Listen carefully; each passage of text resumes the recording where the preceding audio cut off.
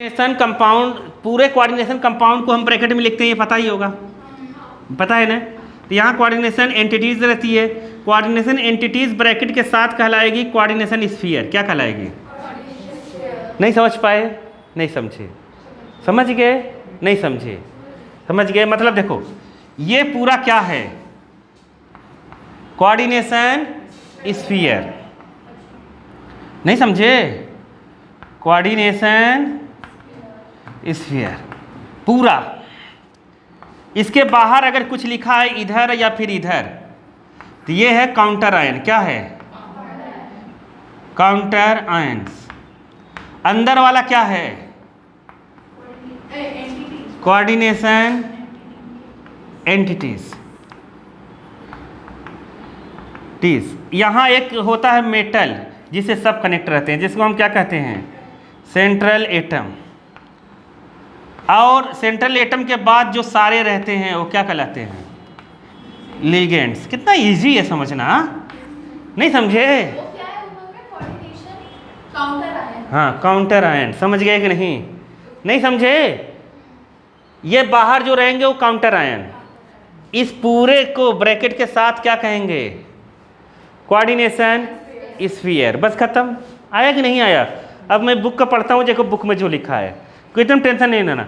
The central atom ions and the ligands attach to its are enclose in square bracket and is collectively terms as the coordination sphere. अरे आया कि नहीं आया? Counter ions को छोड़ अगर दे, counter ion को हटा दो, बाकी सब क्या रहेगा? ब्रैकेट के साथ जो हम पढ़ेंगे, क्या नाम रहेगा उसका? ये पूरा कोऑर्डिनेशन स्फीयर। समझ गए? अंदर वाला तुम जानते हो, एक सेंट्रल एटम होता है, एक लिगेंड्स होते हैं। जितने नंबर ऑफ लिगेंड्स होते हैं वो कहलाता है कोऑर्डिनेशन नंबर। है कि नहीं? बहुत इजी है बताना, हर चीज़ की डेफिनेशन बता सकते हो तुम। नहीं आया? बता लोगे ना? स्टार्टिंग से जो पढ़ रहा हूँ बस ध्यान से समझो, सब पढ़ लोगे तुम लोग। आया? ये पूरा कोऑर्डिनेशन एंटिटीज होती है, ये पूरा पूरा। नहीं आया समझ में? कोऑर्डिनेशन एंटिटीज पूरा यहाँ से यहाँ तक आएगा कि नहीं? एम मेटल, अरे पढ़ चुके हैं ना हम लोग, अब एक एक तो पढ़ लिए हैं, अब क्या इसमें करना? बस स्फीयर नहीं पढ़े थे, काउंटर आयन भी पढ़ चुके हैं पहले हम लोग। हटाएं? तो देखो बुक में भी यही लिखा है। समझ गए ना बुक की डेफिनेशन की? नहीं समझ गए? फिर से मैं पढ़ देता हूँ। देखो द सेंट्रल एटम आयन्स, मतलब समझ गए, ये वाला मेटल वाला। समझ गए?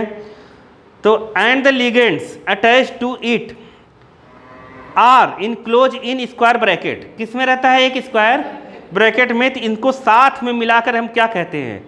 Coordination sphere. नहीं समझ पाए? कह रहा है आयनोजेबल ग्रुप आर रिटेन आउटसाइड। जो आयन्स में बदल जाते हैं उनको हम कहाँ लिखते हैं? बाहर। कहाँ लिखते हैं? बाहर लिखते हैं, ब्रैकेट के बाहर साइड लिखते हैं, उससे हम काउंटर आयन कहते हैं। क्या कहते हैं? Counter ions. लिखा है ना बुक में। फॉर एग्जाम्पल जैसे लिया है K4 FeCN में जो कोऑर्डिनेशन स्फीयर है, तुम समझ गए होगे, FeCN 6 है, और बाकी जो काउंटर आयन है K है। क्या है? K। वो जो प्लस प्लस लिखा है अभी आगे हम लोग लिख लेंगे, प्लस माइनस कैसे लिखता है ना, अभी मैं तुम्हें बता दूंगा, ठीक है? उसका टेंशन नहीं है। आ गया समझ में कि नहीं आया? आ गया?